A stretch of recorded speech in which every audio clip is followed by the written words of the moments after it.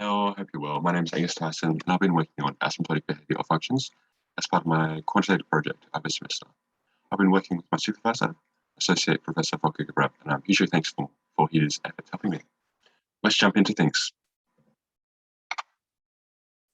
So sometimes in mathematics, we only consider functions long-term behaviour, and the tool we use to do this is asymptotic analysis. One of the ways we can consider the asymptotic growth of the function is through Bachmann Landau notation. And these notations are then used in both pure mathematics, particularly in number theory, and applied mathematics, particularly in computer science, are dealing with the analysis of algorithms and algorithm efficiency. Let's meet some of these notations. So first up, we have the most widely used, big O and the little notation, which are used to provide an up and down on the asymptotic growth of the function. Next, we have the reverse. We have big omega and a little omega, which provide a lower bound. And lastly, we have big theta and little theta, which are used to provide an exact characterization. And they're far more strict than O or omega notation. As you can probably guess, the big and little versions of each notation are very similar, but they do have slightly different definitions. We'll next talk about asymptotic domination, which is the key idea behind the project, and it's linked into these notations really strongly. So first up, we're going to let f and g be two functions, defined for almost every natural number, two of the non-negatives. We say that f asymptotically dominates g if there exists both a real positive c and an n0 in the natural numbers, such that for all n greater than n0, we have both fn and gn are defined, and g of n is less than or equal to c times fn.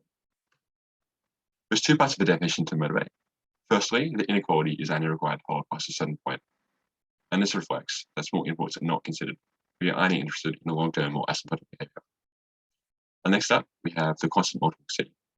And this shows that correct behaviors do not consider positive constant multiples.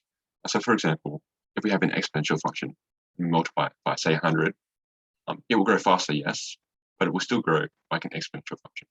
So that way we can have a multiple in our definition. I'm going to briefly define two key notations.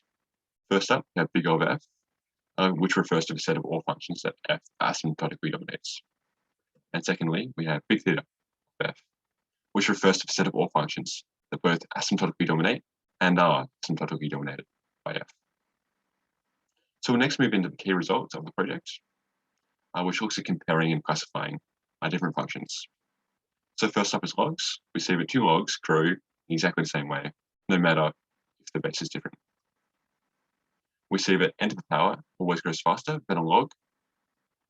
We see that a big extended filled-out polynomial grows in exactly the same way as its leading term.